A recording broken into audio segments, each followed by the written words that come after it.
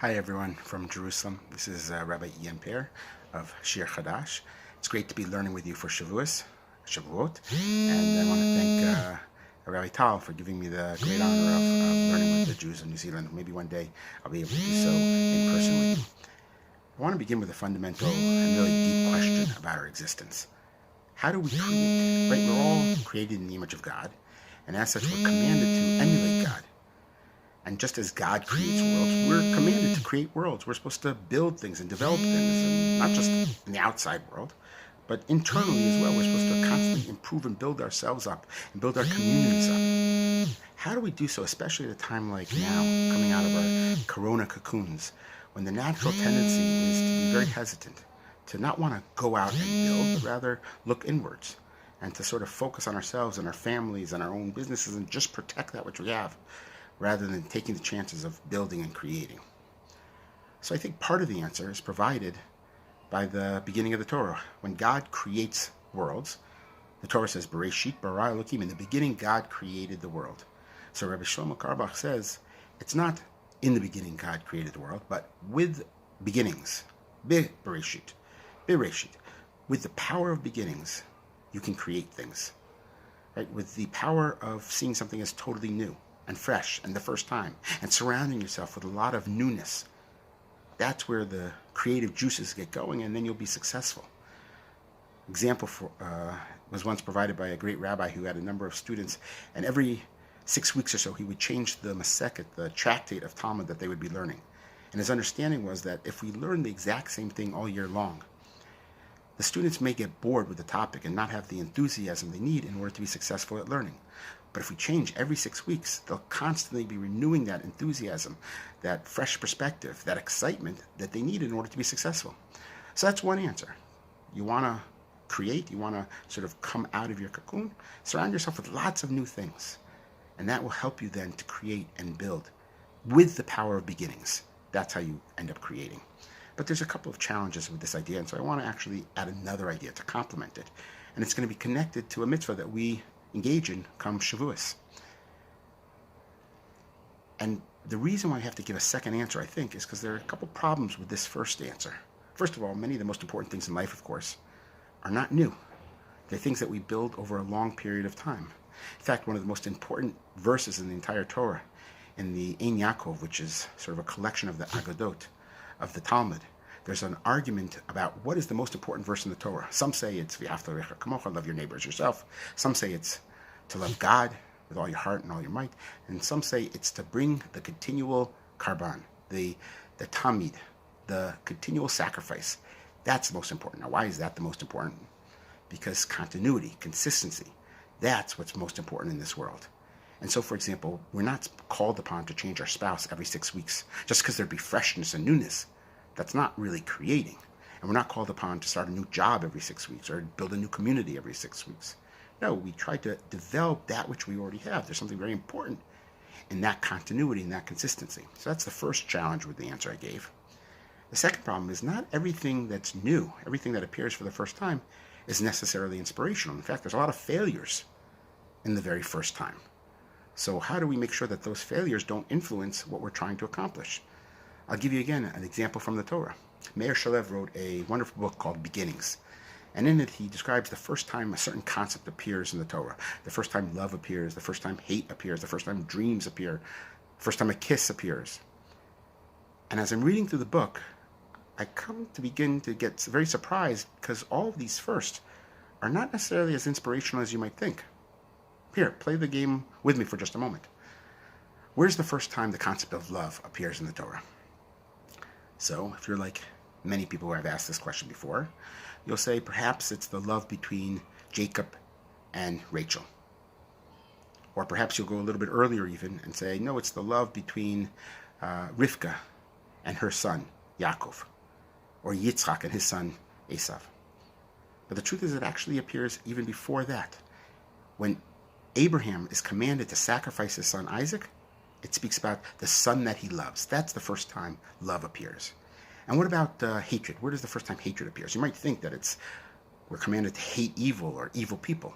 But the first time hatred is mentioned in the Torah has to do with Leah, who we love, who's one of the imahot, one of the mothers. that she was considered the hated one? How about the first time dream appears? So some people would say Jacob, the first time dream appears, right? Jacob and his ladder, or perhaps Yosef and the dreams that he has. But the truth of the matter is, it also appears much earlier. It appears with Avimelech, when Abraham and Sarah go down to Avimelech's kingdom, and he abducts Sarai. God visits him in a dream and tells him, you better straighten up, or else you could be in big trouble. So the first dream in the Torah is not coming from an inspirational figure, but from Avimelech. The first weeping in the Torah, you might think it's Abraham weeping, as it says in the Torah, over Sarah, his beloved wife, when she passes away.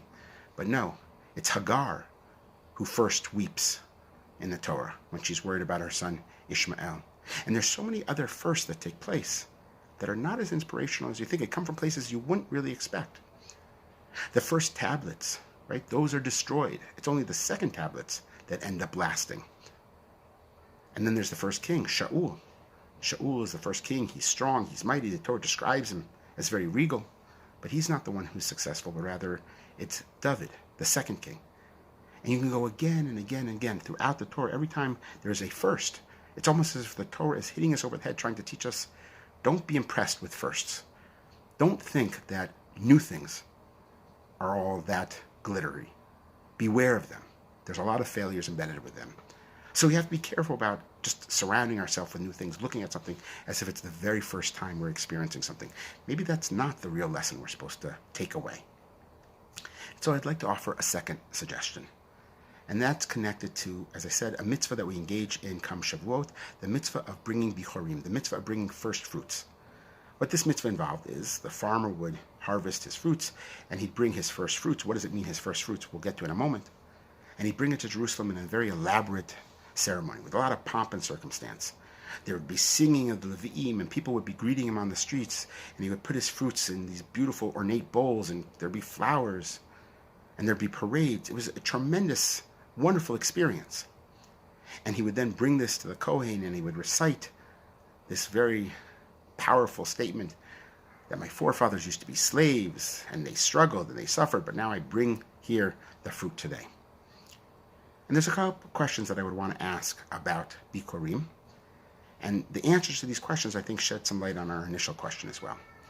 So one of the questions, why do we, at this moment of great joy and excitement and happiness, do we recall the pain and suffering of our slavery experience? Right? The slavery in Egypt was akin to the Holocaust. Children were thrown into the river and killed. There was tremendous pain and suffering. Why do we recall that at this moment of our greatest joy? Another challenge. The Midrash says that if you keep the mitzvah of Bikurim, of bringing first fruits, you will merit coming into Eretz Yisrael. But it's the exact opposite. You see, there's no mitzvah of bringing first fruits until you enter the land of Eretz Yisrael, until you actually own the land. Right? If you don't own the land, you don't have an obligation to bring first fruits. And if you're outside of the land of Israel, there's no obligation to bring first fruits at all. So it's first entering the land of Israel, and then only after that does it make sense to bring your first fruits. How are we to understand this idea? And then there's one last idea that I want to, or question, or challenge I want to ask you about Bikurim. Remember I said, we'll get back to it later, about what does it mean, first fruits? So many commentaries say bereshit. The word is also used reshit. These are the reshit of your fruits. Many of them understand it, your choicest, your best fruits, your most beautiful fruits. That's what you should bring. And that makes a lot of sense. But many other commentaries point out the simple meaning. It means bring your first fruits, that which ever came out of the ground first. But here's the challenge. Not necessarily everything that comes out of the ground first is very beautiful. More than that, there's no guarantee that you'll have a successful harvest. Right? There could be a freeze, there could be a famine, there could be a heat wave, there could be infestation from insects, there could be animals that run all over your crops. There's no guarantee at all that you'll be successful in bringing, after you bring your first fruits. Why not wait a little bit to bring your best fruits? That's a sign that you've had a successful harvest. By bringing your first, many of them that won't look so impressive, and it's a little bit too early. Why bring that at this point in time and have this wonderful, powerful, beautiful celebration? So I'd like to suggest an answer called something like prescriptive encoding. Now, what does prescriptive encoding mean? Let me back up and tell you about the game Tetris. You're familiar with Tetris? If you're not, one of the advantages of learning not on Shavuot itself is you can go look it up. Tetris is a game where you have to put together on the computer different sized boxes and match them all up, fit them pieces together, and then a line will fall and you'll get ready for the next line. So there was a group of students at Harvard University that did a study where they played nothing else but Tetris for 3 days straight. And afterwards, they would just walk around campus, walk around their daily lives, and the professors would ask them, what do you see? And all of them said they'd close their eyes and they'd see Tetris. They'd see the game in front of them. Some of them were at supermarkets, and they'd be walking down the cereal aisle, and they'd see the boxes. And they feel they had to rearrange the boxes so that they'd all fit together, just like the Tetris screen. In other words, they saw Tetris wherever they went. Now this helps explain and justifies something that we like to all call our spam filter. What do I mean by that? You all have computers, you all have email. So you receive many more emails than you are able to read. You could get hundreds of emails. What are you going to do with them all? If you read all the emails, you wouldn't be able to get anything accomplished in life. And so you put them on spam filter. You don't want to see everything because everything's not relevant for you. So there's two ways a spam filter is operating. One is you yourself put an item into the spam filter. The other is that it figures out for itself what you want to see. So if you open up something from a particular sender again and again and again, the spam filter says, oh, you want to see this. Let me bring everything this person writes to your attention. And then there are things that you ignore and you delete all the time. And your spam filter says, oh, you don't want to see that, so I'm not going to show it to you. In other words, that which you did yesterday influences what you will see today. That's the whole concept of that experiment at Harvard with Tetris. Because they kept playing Tetris and they saw it again and again and again, that's what they saw the next day and the next day. So Judaism relies on this idea, this prescriptive encoding. You will see that which you saw yesterday, because that's what you've told your brain you want to see, because we have so much stimuli in our lives. Right, I'm giving this talk to you right now, and there's so many other things going on at the same time. There's a clock in front of me telling me when I have to finish. I'm in the middle of a heat wave in Israel, and our air conditioners are on downstairs, but up here, I have all the exhaust, so that's why you may see me sweating. There's birds singing out here. There's a car going over there. There's so many stimuli. But in order to stay focused, you have to sort of filter out a lot of the stimuli and focus only on that which is important. So how does my brain tell me what's important? Well, it looks, what did you do yesterday? And Judaism understands this concept very well. You see, when you go through life, there's a lot of ways you can look at the world. There's a lot of good and a lot of bad. And you can see both of them in equal measure. But Judaism says, we want you to see God all the time.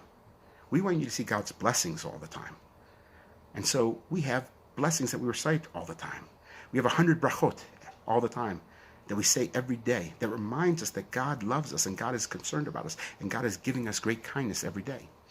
And so it trains us, because we are doing those brachot and we're engaged in all different types of mitzvot that bring God into our lives, and see how we should look at people and the positive in people and build community.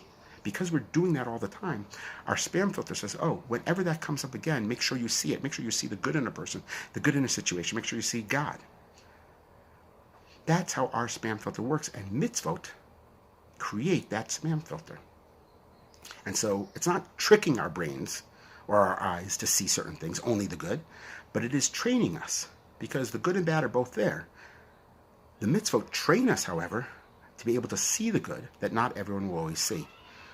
So how does that connect to Bikurim? We come up with some small little fruit in our bowls, but we make the bowls incredibly elaborate. And we have singing, and we have a parade, and we have all this pomp and circumstance.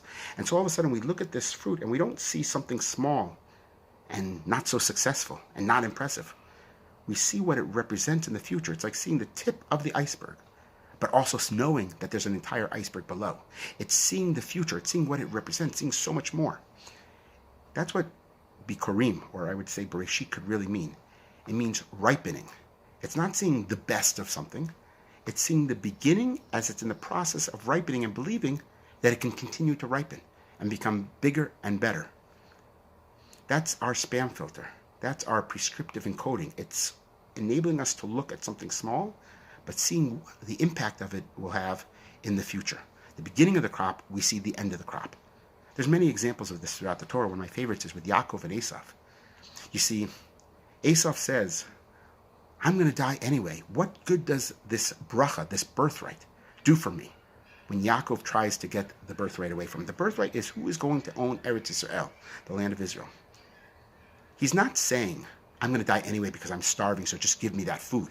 Right? If we know the story, it seems that Yaakov appears somewhat inappropriately when he sort of convinces his brother to sell him the birthright for just some porridge. But that's not what's going on. Esau is saying to him, I'm going to die anyway because, you see, you're going to go to Egypt and your descendants are going to be slaves. It's going to be 400 years before they ever return to Eretz Yisrael. So I'm going to die before I ever see the land of Israel inherited. So what good is this birthright for me? It's worth zero. So me getting some food from you is actually a bargain from my perspective. But what Yaakov sees is the birthright that he himself will never see. But he knows that his children and his children's children and his great-grandchildren, they eventually will see it. He sees the Bikurim, the first fruits, but he realizes that they're not the last fruits, and they'll continue on for many, many generations. That's why we talk about slavery when we bring Bikurim. We talk about slavery because maybe you don't believe this concept, that this small little thing is going to grow into something big, that history can change. And so you talk about slavery and the suffering that you can't possibly believe you'll ever get out of. And now you look at your life and you say, wow, I got out of that slavery. Those are my ancestors. My ancestors suffered tremendously. And now I own land in Eretz Yisrael. I'm a farmer, and I can bring my first fruits. Right? 75 years ago, we live now. We barely have a government. Things seem challenging. We have a pandemic. But 75 years ago, those of us in Israel, those who are alive, right, they couldn't possibly envision how fortunate we would be today. But at the same time, if they understood the concept of Bikurim, they would understand that the future is actually today. And I'd like to go back to our firsts in the Torah. None of them are inspiring. Avimelech with dreams and love. And you see, those failures are part of the process. You can't get to the dreams of Yosef unless you first have the dreams of Avimelech and see that there's potentially more in that concept. Or the love of Avraham to Yitzchak at the Akedah. You can't get to the love between Rachel and Yaakov unless you first go through that first process. So as we come out of Corona, what I think we're really called upon to do is to have small steps, but realize in those small steps, they're pregnant with tremendous potential. To look at the world as seeds, planting seeds. Not because that's the end of the story, that's all I can do, I can't do any more than that. To have the biggest and the greatest and most glorious dreams possible. But to realize that in order to get that, I have to look at the Bikurim. Just the beginnings, but understand those beginnings are actually part of the ripening process. That's how we create afterwards. Not just by having tons of newness and everything is fresh, but even things that don't look as fresh or as exciting. And we apply that to our relationships, right? We're not getting rid of our spouses or getting rid of our families or getting rid of our communities, but to realize that they could even be greater, that our relationship can be even greater, our communities can be greater, our own commitment to Torah can be greater. But they have to start with small steps that are committed to something even that much greater. Have a great Shavuot. Chag Sameach.